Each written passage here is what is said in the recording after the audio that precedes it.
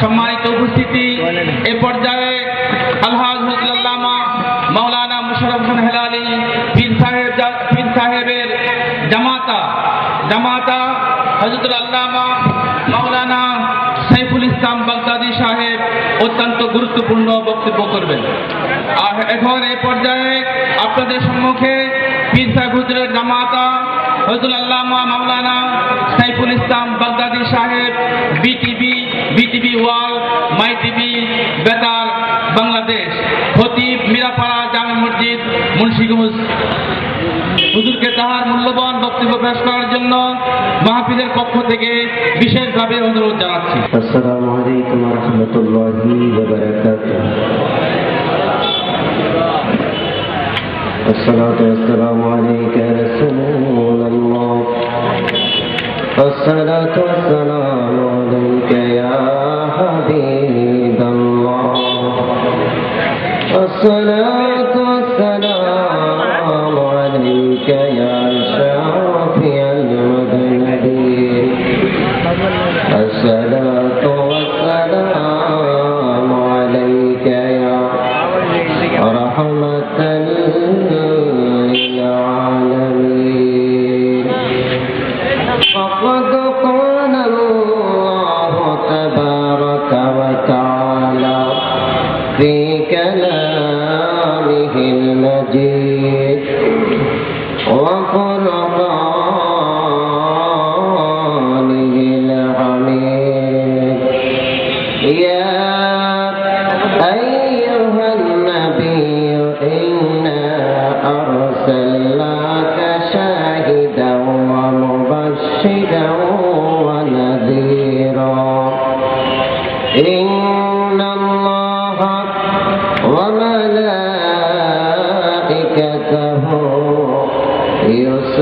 يصلون على النبي. يا أيها الذين آمنوا صلوا عليه وسلموا تسليما. اللهم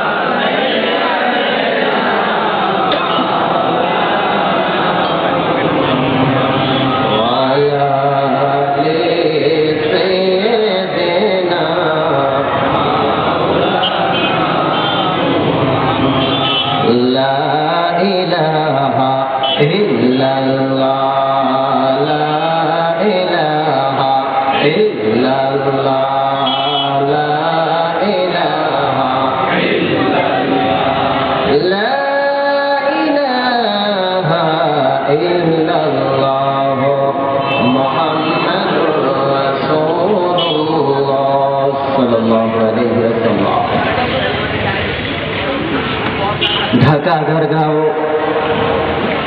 ঐতিহ্যবাহী দরবার হক্কানি আঞ্জুমান দরবার শরীফ কর্তৃক আয়োজিত হযরত শাহ সুফি আযম গছি রহমতুল্লাহ আলাইহির স্মরণে এবং সুলতানুল হুম হিন্দ দাতায়ে রাসূল হাবিবুল্লাহ খাজা খাজা গরিব নওয়াজ রহমতুল্লাহ আলাইহির স্মরণে আয়োজিত সপ্তম বার্ষিক ওয়াজ মাহফিলের সম্মানিত সভাপতি, আন্তর্জাতিক খ্যাতিসম্পন্ন বক্তা, প্রখ্যাত মুফাসসিরে কোরআন, যুক্তরাজ্য, আরব জাহান সহ বিভিন্ন দেশ ভ্রমণকারী, পীরে তরিকত, রাহনুমায়ে শরিয়ত, হাদিয়ে দ্বীন মিল্লাহ, আলহাজ হযরত মাওলানা মোশাররফ হোসেন আলী সাহেব মাদ্দাজিল্লাহুল আলী, আরো রয়েছেন বাংলাদেশের প্রখ্যাত উলামায়ে কেরাম, যাদের মাধ্যমে অসংখ্য অগণিত মুহাদ্দিস মুফাসসির পয়দা হয়েছেন, অসংখ্য অগণিত মুহাদ্দিস মুফাসসিরের ওস্তাদগণ এখানে উপস্থিত রয়েছেন এবং বহু বক্তাবৃন্দ স্টেজের মধ্যে অবস্থান করেছেন। অসংখ্য অগণিত উলামায়ে কেরাম, বিশেষ করে এই বিশাল মাঠের মধ্যে, রাস্তার মধ্যে বসে আছেন অত্র এলাকার এবং দূর দূরান্ত থেকে আগত অসংখ্য অগণিত আল্লাহ প্রেমিক, রাসূল প্রেমিক, দ্বীন প্রেমিক, কোরআন প্রেমিক বৃদ্ধ বাবারা, যুবক ভাইয়েরা, ছোট ছোট মাসুম বাচ্চারা, পর্দার আড়ালে রয়েছেন আমার পর্দানিশীল মা বোনেরা, সকলকে জানাই আন্তরিক সালাম। আসসালামু আলাইকুম রাহমাতুল্লাহি ওয়া বারাকাতুহু। মহান আল্লাহ পাক রব্বুল আলামিনের দরবারে অসংখ্য অগণিত শুকরিয়া যে আল্লাহ পাক রব্বুল আলামিন আমাদেরকে আজকে মহান আজিমুশান ওরস মাহফিলের মধ্যে আসার মতো তৌফিক দান করেছেন। সে মহান রব্বুল আলামিনের দরবারে শুকরিয়া আদায় করে জবান খুলে উচ্চ আওয়াজে একবার বলেন আলহামদুলিল্লাহ। ভেড়ামার আমরা প্রশংসা করলাম কার? একটু জোরে বলেন তো কার? যে মুখ দ্বারা আল্লাহ বলে ডাক দিচ্ছি, সেই মুখটা বানিয়েছেন কে? যে জিহ্বাটা নাড়িয়ে সুন্দরভাবে কোরআন তেলাওয়াত করে আল্লাহু আকবার বলে, ইয়া রাসূলুল্লাহ বলে কথা বলি, সেই জিহ্বাটা বানিয়েছেন কে? রাত এবং দিন বানিয়েছেন কে? সব কিছুর মালিক কে? যে আল্লাহ সব কিছুর মালিক, সেই আল্লাহর প্রশংসা করতে কোনো সমস্যা আছে? তাহলে চিৎকার দিয়ে একবার বলেন আলহামদুলিল্লাহ। হাজিরিন, আমরা এমনই একটি মাহফিলের মধ্যে এসেছি, যে মাহফিলের মধ্যে আমাদের বিশ্বাস আল্লাহর ওলিদের ডাইরেক্ট ফয়েজ রয়েছে। জোরে বলেন সুবহানাল্লাহ। এমনই একটা মাহফিলের মধ্যে আমরা উপস্থিত হয়েছি, যেই মাহফিলের সম্পর্কে আমার মদিনাওয়ালা মদিনার মধ্যে বসে সব কিছুর খোঁজ খবর রাখতেছেন, ঠিক কিনা? আমার নবীর এই ক্ষমতা আছে কিনা? আরো জোরে বলেন আছে কিনা? আমার নবীকে এই ক্ষমতা দিয়েছেন কে? কোরআনে কারীম থেকে একটি আয়াতে কারিমা তেলাওয়াত করলাম। আল্লাহ পাক রব্বুল আলামিন ইরশাদ করেন, ইন্না আরসালনাকা শাহিদা ওয়া মুবাশশিরা ওয়া নাযীরা। অর্থাৎ হে আমার বন্ধু, আমি আপনাকে শাহিদ, সাক্ষী দাতা হিসেবে পাঠিয়েছি। জোরে বলেন সুবহানাল্লাহ। কিসের সাক্ষী? সাক্ষী দেওয়ার জন্য কয়েকটা জিনিসের প্রয়োজন মনে রাখবেন। আপনি যদি কোনো কিছুর ব্যাপারে আদালতে যান, আপনাকে বিচারক ডাকবে, সাক্ষী আছে কে? সাক্ষী যখন যাবে, সাক্ষীকে প্রশ্ন করবে, তুমি যে সাক্ষী দিতে এসেছ, তুমি কি ওই ঘটনাস্থলে উপস্থিত ছিলা? যদি বলে আমি ছিলাম, তাহলে তার এই সাক্ষী গ্রহণ করা হবে। আর যদি বলেন আমি সেখানে উপস্থিত ছিলাম না, লোক মারফতে আমি শুনেছি, তার সাক্ষী কি কবুল করা হবে? তাহলে যেই জায়গায় ঘটনা হয়েছে ওই জায়গায় উপস্থিত থাকতে হবে, নিজের চোখ দ্বারা দেখতে হবে, নিজের কান দ্বারা সব কিছু শুনতে হবে। এই তিনটা গুণ যার মধ্যে থাকতে তিনি একমাত্র সাক্ষী দিতে পারবেন, ঠিক কিনা? আমার নবী হচ্ছেন সমস্ত উম্মতের জন্য সাক্ষীদাতা। চিল্লায়া বলেন সুবহানাল্লাহ। হাসরের ময়দানে সমস্ত নবীদের ব্যাপারে, উম্মতের ব্যাপারে আমার নবী সাক্ষী দিবেন। আমার আল্লাহ ডাক দিবেন, বন্ধু আমার, এই সমস্ত সমস্ত নবীদের ব্যাপারে আপনার উম্মত যা বলতেছে, আপনার উম্মতের ব্যাপারে এবার আপনি সাক্ষী দেন, আপনার উম্মতরা কি সত্য বলতেছে না মিথ্যা বলতেছে? আমার নবী বলবেন, হে আল্লাহ, আমার উম্মত যা বলেছে তাই সত্য। জোরে বলেন সুবহানাল্লাহ। আমার আল্লাহ শিক্ষা দিলেন, পৃথিবীর মানুষ শুনুন, এমন একজন নবীকে আমি পৃথিবীর জমিনে পাঠাইলাম, যেই নবীকে এমন ক্ষমতা দিলাম, তাম পৃথিবীর জমিনে আমার পৃথিবীর কোন উম্মত, আমার বন্ধুর উম্মতেরা কে কোথায় কি করতেছে না করতেছে সব কিছুর খবর আমার বন্ধুর কাছে রয়েছে। জোরে বলেন সুবহানাল্লাহ। এই ক্ষমতা আমার নবীকে দিয়েছেন কে? আরেকটু জোরে বলেন না, কে দিয়েছেন? আমার আল্লাহ যদি আমার নবীকে সেই ক্ষমতা দেয়, আমার আপনার কি কোনো সমস্যা আছে? পৃথিবীর কোথায় কোন উম্মত কি অবস্থায় রয়েছে? আমার আগের বক্তা বলেছে, আমার নবী হাজির ও নাজার সব কিছু দেখতে পারে, শুনতে পারে। আমার নবী হাদিসে পাকের মধ্যে বলেন, ইন্নাল্লাহা রাফা'আলিয়া দুনিয়া, আমার আল্লাহ আমার এবং আমার মাঝে আর দুনিয়ার মাঝে যে পর্দা রয়েছে, সমস্ত পর্দাগুলি উঠিয়ে নিয়েছেন। আমি সমস্ত জাহানটাকে, সমস্ত সৃষ্টিকে এমন ভাবে দেখতে পাই, কাআন্নী আনজুরু ইলা কাফি হাযা, আমার হাতের তালুর মধ্যে যেন আমি আমার সমস্ত সৃষ্টি জগৎ দেখতে পাই। জোরে বলেন সুবহানাল্লাহ। আমার নবীকে আমার আল্লাহ ক্ষমতা দিয়েছেন, তামাম সৃষ্টির কোথায় কি হচ্ছে না হচ্ছে, উম্মতরা কোথায় কি অবস্থায় রয়েছে, আমার নবী বলেন, হে আমার উম্মতরা, এই পৃথিবীর এক প্রান্ত থেকে যদি তুমি বিপদের মধ্যে পড়ো, আমি নবী মদিনায় থেকে সব কিছুর খবর জানি। তুমি যদি বিপদের মধ্যে থাকো, আমি নবী তোমার বিপদ অবস্থায় খবর রাখতে পারি। চিল্লাইয়া বলেন সুবহানাল্লাহ। এই জন্য আমার নবী বলেছেন, উম্মতেরা যদি কখনো বিপদের মধ্যে পড়ো, যদি কখনো হাই হুতাশের মধ্যে পড়ে যাও, টেনশন করো না, আমি নবীর প্রতি দরুদ শরীফ পড়ো, আমি নবীকে ইয়া রাসূলুল্লাহ বলে ডাক দাও, আমি নবী তোমার বিপদের সাথী হয়ে আমি নবী তোমার কাছে পৌঁছে যাই। জোরে বলেন সুবহানাল্লাহ। এই ক্ষমতা আমার নবীর আছে। আপনাদেরকে বিশ্বাস হয়? কার কারে একই একটু হাত তোলেন, নারায়ে তাকবীর। আরেকটু জোরে আল্লাহু আকবার বলেন, নারায়ে তাকবীর, নারায়ে রিসালাত, হাক্কানি আঞ্জুমান দরবার শরীফ। হ্যাঁ, আমার নবীর এই ক্ষমতা রয়েছে, সমস্ত পৃথিবীর যে কোনো জায়গায় উম্মত বিপদে পড়ুক না কেন, নবীকে ইয়া রাসূলুল্লাহ বলে ডাক দেন। দেখবেন যদি আপনার অন্তর ঠিক থাকে, আপনি যদি নবীর সত্যিকার আশিক হন, আপনার সামনে দেখবেন মদিনার কামলিওয়ালা নবী উপস্থিত। জোরে বলেন সুবহানাল্লাহ।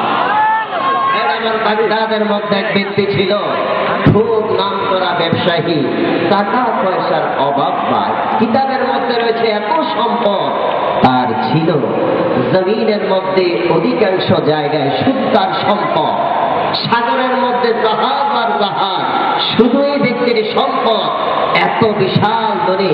এক সময় তার ব্যবসার মধ্যে ধস নামা শুরু হলো। এই ব্যবসা নষ্ট হতে হতে তার সমস্ত সম্পদগুলি ধ্বংস হয়ে গেল, রাস্তার ফকির হয়ে গিয়েছে। রাস্তার ফকিরকে ধনী বানানো এবং বাদশাকে ফকির বানানোর ক্ষমতাটা কার? আওয়াজে বোঝা যায় আল্লাহর মনে ক্ষমতা নাই। আর একটু জোরে বলেন তো, এই ক্ষমতাটা কার? কিছুদিন আগে বাংলাদেশে প্রচন্ড তাপ, রোদের কারণে এত গরম, গরমের কারণে চতুর্দিকে যেন হাহুতা শুরু হয়ে গেল, 40 ডিগ্রির উপরে তাপমাত্রা। 56 বছরের রেকর্ড বন্ধ করেছে। এসির দোকানে লাইন ধরা শুরু হয়েছে এসি আনার জন্য, ঠিক কিনা? এই ক্ষমতাটা যদি বাংলাদেশের প্রধানমন্ত্রীর কাছে থাকতো, দলে দলে মিছিল নামাতো শুরু হতো যে আমরা গরম চাই না, ঠান্ডা চাই, ঠিক কিনা? এমন হতো না? সমস্ত কিছুর ক্ষমতাটা কার কাছে? আরেকটু জোরে বলেন, কার? রাস্তার ফকিরকে বাদশা বানানো, বাদশাকে ফকির বানানোর এই সুপ্রিম পাওয়ারের মালিকটা কে? আরেকটু জোরে বলেন, কে? ওই ব্যক্তি ব্যক্তি তার ব্যবসার মধ্যে ধস নামা শুরু হলো। আহারে, একেবারে রাস্তার ফকির, পুরো বাচ্চাদের মধ্যে সব চাইতে ধনী, আর এখন একেবারে ভিক্ষুক হয়ে গেল। তার এক বন্ধু ছিল, টাকা পয়সা অনেক বেশি। বন্ধুর কাছে গিয়ে বলল, বন্ধুরে, আমি তো তোমার খুব ঘনিষ্ঠ বন্ধু ছিলাম, এখন একেবারে ফকির হয়ে গেলাম, তুমি আমাকে 3000 দিনার কর্জ দাও, হাওলাত দাও, আমি এটা দিয়ে ব্যবসা করে আবার তোমার টাকাটা তোমাকে ফিরিয়ে দিব। বন্ধু বলে, ঠিক আছে, তোমাকে আমি এই টাকা দিব, তবে এটা রিটার্ন দিবা কবে? তো অমুক তারিখে আমি ব্যবসা করে তোমার 3000 দিনার দিয়ে দিব। বন্ধু বলে, দেখো বন্ধু, আমার সাথে যেইভাবে কথা দিচ্ছ সেইভাবে কাজ করতে হবে, আমি তোমাকে 3000 দিনার কর্জ দিলাম। বন্ধু 3000 দিনার নিয়ে গেল। ওই যে কয়, পোড়া কপাইল্লার কপাল যখন ফোরে ফুটতেই থাকে, ঠিক কিনা? 3000 দিনার নিয়ে ব্যবসা শুরু করলো, তাও নির্ধারিত দিন আসলো, বন্ধুর টাকা ফেরত দিবে। বন্ধু যখন আসলো, এসে বলতেছে, বন্ধু তুমি না আজকে আমার 3000 দিনার ফেরত দেওয়ার কথা, টাকাটা রিটার্ন দাও। বন্ধু, আমি কোথায় থেকে দিব? তোমার থেকে 3000 দিনার নিলাম, তাও এখন আমার হাতে একটা দিনারও নাই, তোমাকে কোত্থেকে দিব? আমি সংসার কি চালাবো, 2 বেলা ঠিক মতো খাবো, এই সম্পদ আমার হাতে। বন্ধু বলতেছে, বন্ধুরা, তুমি আমার সাথে কথা দিয়েছিলা আজকে আমার 3000 দিনার দিবা, তুমি যতই বলো আমি মানব না। আজকে যদি টাকা না দাও, আমি বিচারকের কাঠ গড়াই নিয়ে তোমাকে দাঁড় করিয়ে দেব। বন্ধু বলতেছে, বন্ধু তোমার সাথে আমি পায়ে পড়ি, আমার যখন সম্পদ ছিল, তোমার সাথে এত গভীর সম্পর্ক ছিল, তুমি আজকে বুঝি ভুলে গিয়েছ আমি বিপদের মধ্যে পড়েছি রে বন্ধু, আমাকে একটু সুযোগ দাও, যখন টাকা আসবে তখনই আমি তোমার টাকা ফেরত দিয়ে দিব। স্ত্রী বলতেছে, স্বামী গো, সংসারের চিন্তা করবেন না, যান যান, আমি অনুমতি দিয়ে দিলাম, যতক্ষণ পর্যন্ত আপনি কর্জ আদায় না করতে পারবেন ততক্ষণ পর্যন্ত আপনার সংসারের চিন্তা করতে হবে না। একদিনও কেয়ামনি নবীর প্রেমে পাগল হয়ে শুধু ইয়া রাসূলুল্লাহ বলে ডাকেন, আর শুধু দুরূদ শরীফ পড়তে থাকেন। জোরে বলেন সুবহানাল্লাহ। স্বামী যেমন নেককার, স্ত্রীও তেমন নেককার। সুবহানাল্লাহ। এই জন্যে মা বাবা যদি নেককার হয়, সন্তানও কি হয় বাবা? বিশ্বাস আছে কিনা? মা বাবা নামাজি হলে সন্তানও নামাজি হয়। মা বাবা যদি আল্লাহওয়ালা হয়, সন্তানও আল্লাহওয়ালা হয়। আজকে চতুর্দিকে মা বাবা আহাজারি করতেছে, আমার সন্তান কেন ভালো হয় না, আমার সন্তান কেন আড্ডাবাজি করতেছে। আমি বলবো, আগে মা বাবা কারেক্ট হন, সলিড হন, নামাজি হন, আল্লাহওয়ালা হন। আপনি যদি আল্লাহওয়ালা হন, আপনার ঘরে যে সন্তান জন্মগ্রহণ করবে ওই সন্তান আল্লাহওয়ালা হবে। জুড়ে বলেন সুবহানাল্লাহ। গত বছর আমি ব্রাহ্মণবাড়ি এক মাহফিলের মধ্যে যাচ্ছিলাম, যাওয়ার সময় ড্রাইভার আর আমি একসাথে সামনের সিটে বসে কথা বলতেছি, প্রাইভেট কার নিয়ে যাচ্ছিলাম। যাওয়ার সময় ওই ড্রাইভারের বাড়িও ছিল ব্রাহ্মণবাড়িয়া। ড্রাইভার সাহেব বলতেছে, হুজুর, এই যে আমরা যেই রাস্তা দিয়ে যাচ্ছি, রাস্তার ডাইন সাইড একটা এলাকা। আমি বলছি, ঠিক আছে, আপনি বলেন ঘটনা কি? তো হুজুর, এই এলাকাটা হচ্ছে চোরের এলাকা। কিসের এলাকা? এই এলাকার সব চোর, বুড়াটাও চোর, জোয়ানটাও চোর, বাপও চোর, মাও চোর, পোলাও চোর, দাদাও চোর, দাদিও চোর, যেটা ফেডের মধ্যে হয় সেটাও চোর। কিছুদিন আগে আমি একটা গরু হারা গেছে, তো গরু হারা গেছে, চিন্তা করলাম গরুটা পাইলে চোরের এলাকায় পাইতে পাবো। তো খোঁজা শুরু করলাম, খুঁজতে খুঁজতে এক ঘরের কাছে যেয়ে দেখলাম ঘরের আলার সাথে আমাদের গরুটা বান্ধা। তা আমরা সেই ঘরের মহিলাকে গিয়ে বললাম, এই গরুটা আমাদের, গরুটা দিয়ে দাও। ঠিক আছে, গরু যদি নিতে হয় আগে টাকা দাও। টাকা দিব, গরু তো আমার পোলায় রাইতের বেলা এত কষ্ট করে যায় গরুটা চুরি করছে, যদি ধরা পড়তো আমার পোলাটার তো ফিটাই হাড্ডি বুদ্ধি ভাঙ্গিয়া দিতে, এত কষ্ট করে পোলাটা চুরি করে আনছে, আমি কি টাকা ছাড়া নিয়ে দেবা? কি করবো, দুঃখের কথা, যেটা পেটের থেকে হইয়া তো এইটাও মনে হয় চুরি শিক্ষাই। এই জন্য মা বাবা যদি আল্লাহওয়ালা হয়, সন্তান কি হবে? মা বাবা যদি নামাজি হয়, সন্তান কি হবে? আর মা বাবা বাবা যদি চোর খোলা পাই না চুরি শিখবে, ঠিক কিনা? আল্লাহ আমাদেরকে আমাদের সন্তানদেরকে হেফাজত করে বলেন আমিন। আল্লাহ আমাদের চরিত্র হেফাজত করুন, আমাদের আওলাদদেরকে হেফাজত করুন, চিল্লায় বলেন আমিন। ব্যবসায়ী ছিল আল্লাহওয়ালা, ব্যবসায়ীদের স্ত্রীও বলো আল্লাহওয়ালা। কয় আমার সংসার চিন্তা করার দরকার নাই, আপনি মসজিদের মধ্যে চলে যান, মসজিদের এক কোণার মধ্যে বসে বসে শুধু আমার নবীকে ইয়া রাসূলুল্লাহ বলে ডাকতে থাকেন, জুড়ে বলে সুবহানাল্লাহ। স্বামী স্ত্রীর কাছ থেকে বিদায় নিল, বিদায় নিয়ে মসজিদের মধ্যে উযু করে ঢুকলো। খাওয়া নাই, দাওয়া নাই, ঘুম নাই, নিদ্রা নাই, রেস্ট নাই, 24 ঘন্টা শুধু 5 ওয়াক্ত নামাজ পড়ে নামাজের ফাঁকে যেই জায়গা 24টা ঘন্টা চক্ষুটা বন্ধ করে শুধু আমার নবীর প্রতি দুরূদ শরীফ পড়ে, জোরে কোন সুবহানাল্লাহ। দুরূদ শরীফ পড়ে আর শুধু ইয়া রাসূলুল্লাহ বলে কাঁদতেছে। এইভাবে একদিন, 2 দিন, 3 দিন করে 27 দিন অতিবাহিত হয়ে গেল।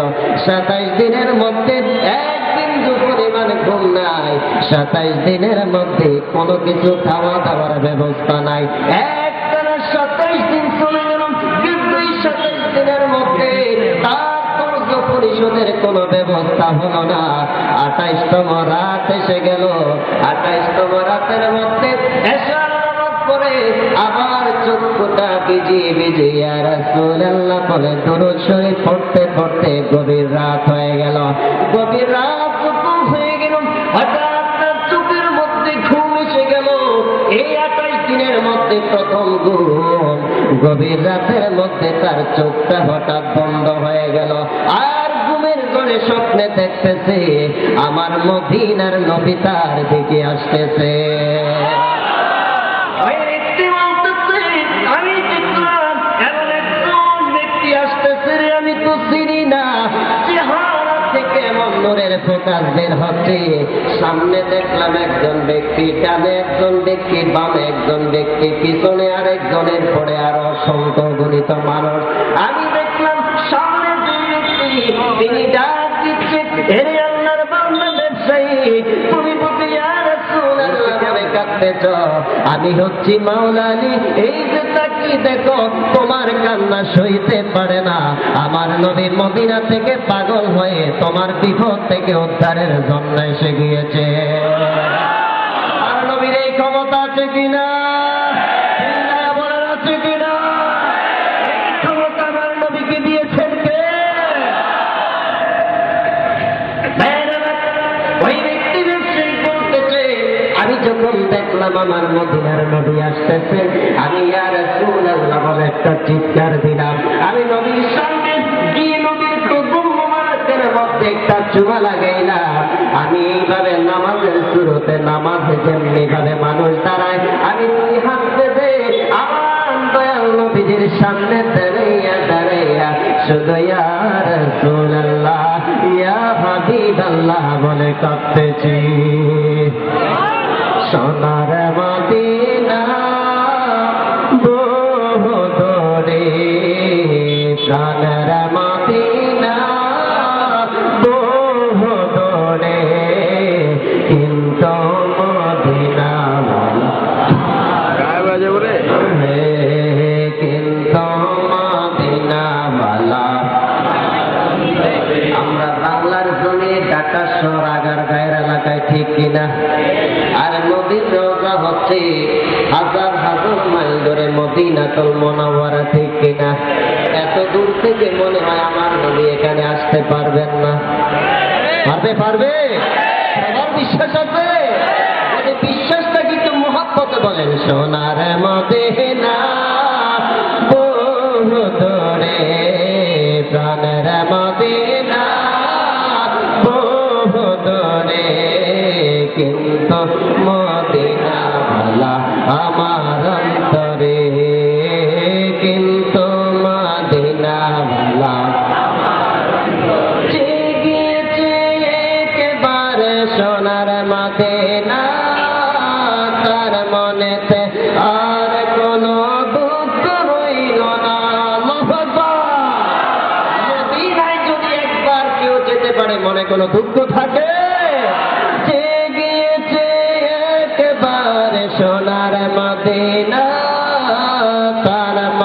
দেখতে আর কোন দুঃখ রইল না তার অন্তর গভীরে মদিনায় আছে রে অন্তর গভীরে মদিনায় আছে রে মদিনা মদিনা বলে জিকির করে রে মদিনা মদিনা বলে জিকির করে রে সোনার মদিনা আরো জোরে প্রাণের মদিনা কিন্তু মদিনা ভালা আমার অন্তরে কিন্তু মদিনা ভালা ওই ব্যক্তি বলতেছে আমি যখন আমার কাছে আসলো রে আমি কোন দিয়ে গিয়ে নবীর কদম মোবারকের মধ্যে চুমা লাগাইয়া দিলাম আমি নামাজের শুরুতে দাঁড়াইয়া শুধু ইয়া রাসূলুল্লাহ বলে কাঁদতেছে নবীর প্রতি দুরূদ শরীফ পড়তে পড়তে তামাম দিবসটা কাটিয়ে দিল মাগরিবের নামাজ পড়লেন আবার দুরূদ শরীফ পড়তেছেন ইয়া রাসূলুল্লাহ বলে কাঁদতেছেন এশার নামাজ পড়লেন এশার নামাজ পড়ে আবার দুরূদ শরীফ পড়া শুরু করে দিলেন কাঁদতে কাঁদতে তার গান হয়ে গেল গভীর রাত যখন হয়ে গেল আবার স্বপ্নে দেখতেছে রে আমার মদিনার কামলি বলা নবী তার অন্ধকার মসজিদের মধ্যে সে তামাম মসজিদটা নূরের আলোকিত করে দিল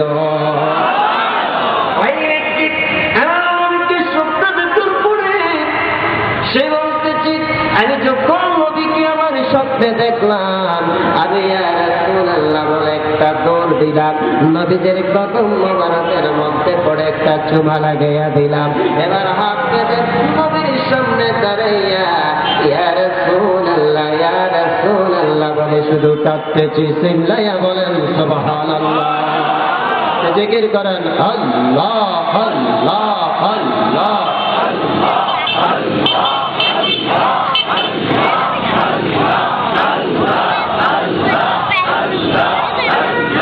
জোরে জোরে আল্লাহ আল্লাহ আল্লাহ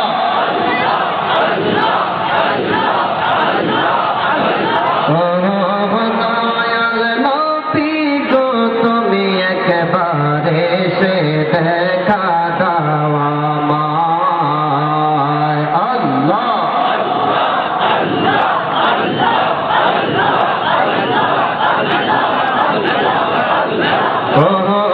দয়াল নবী গো তুমি একবারে সে দেখা দাও আমায় একবার যদি পাইতাম দেখা একবার যদি পাইতাম দেখা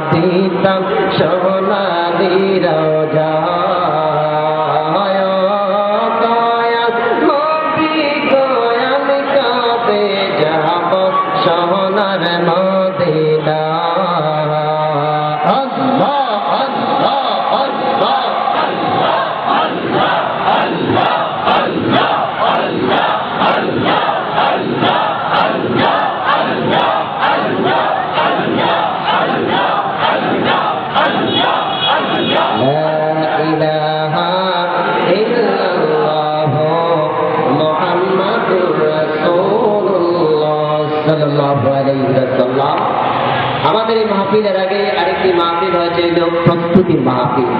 সেই মাহফিলের মধ্যে আমি মনে হয় 18 মিনিট আলোচনা করেছিলাম। সেখানে আলোচনা করেছিলাম নবীজির নাম যখন শুনে মুহাম্মাদুর রাসূলুল্লাহ সাল্লাল্লাহু আলাইহি ওয়াসাল্লাম বলে বৃদ্ধাঙ্গুলির লোকে চুমো দিয়ে চোখে লাগানোর কথা।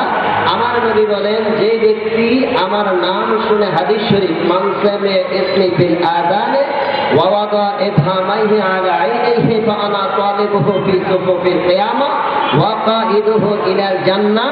যে ব্যক্তি আমার নাম শুনে এইভাবে বৃদ্ধাঙ্গুলি চুমো দিয়ে চোখে লাগাবে, কিয়ামতের ময়দানে, কিয়ামতের কাতার থেকে আমি আমার আশিকদেরকে খুঁজে খুঁজে আবার সাথে করে জান্নাতে নিয়ে যাবো। শুনে বলেন সুবহানাল্লাহ।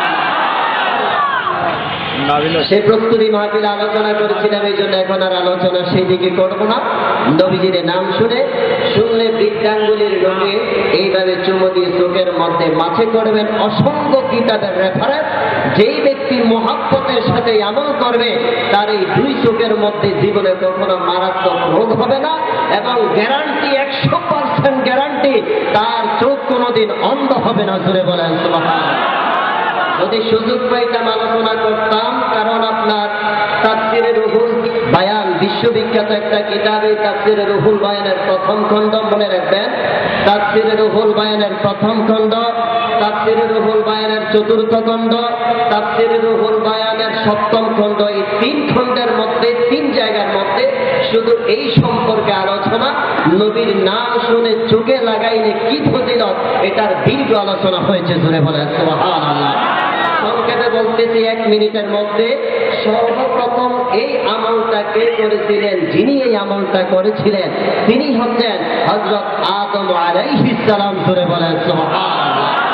জান্নাতের মধ্যে যখন আমার নবীর পরিচয়টা পাইলেন, যে যেই নবীর উসিলায় আদম নবীকে বানাইলো, আদম নবী প্রশ্ন করলো, আল্লাহ তোমার সেই নবীকে একটু আমি দেখতে চাই, কারণ যেই নবীর উসিলায় আমি আদমকে বানাইলা সেই নবীকে একটু দেখতে চাই। আল্লাহ হুকুম দিলেন, আদম নবী তুমি তোমার বৃদ্ধাঙ্গুলির দিকে তাকাও। তাফসিরে রুহুল বায়ানের মধ্যে স্পষ্ট হাদিস যে তুমি তোমার বৃদ্ধাঙ্গুলির দিকে তাকাও। হযরত আদম আলাইহিস সালাম যখন বৃদ্ধাঙ্গুলির দিকে তাকাইলেন, আমার আল্লাহ এই বৃদ্ধাঙ্গুলির মুখের মধ্যে নূরে মুহাম্মাদির নূরটা এমন ভাবে প্রকাশ করলেন, আদম আলাইহিস সালাম সহ্য করতে না পেরে সাথে সাথে চুমা দিয়ে চোখের মধ্যে লাগাইলেন। জোরে বলেন সুবহানাল্লাহ। তাফসিরে রুহুল বায়ানের লেখক বলতেছেন, ওই যে আদম আলাইহিস সালাম জান্নাতের মধ্যে সর্বপ্রথম এই আমলটা করেছিলেন, কিয়ামত পর্যন্ত এই আমলটা তার সন্তানের মধ্যে জারি থাকবে। জোরে বলেন সুবহানাল্লাহ। এবার বলুন তো, আদম আলাইহিস সালাম যে আমলটা করেছে এটা কি ভালো না খারাপ? আরেকটু জোরে, ভালো না খারাপ? আবার যদি আজকে দেন বোঝা যাবে যে খারাপ। আবার করে দিলে বুঝবো যে এই কাজটা ভালো। আদম নবী আমাদের সমস্ত মানুষের পিতা, যেই কাজটা করতে পারে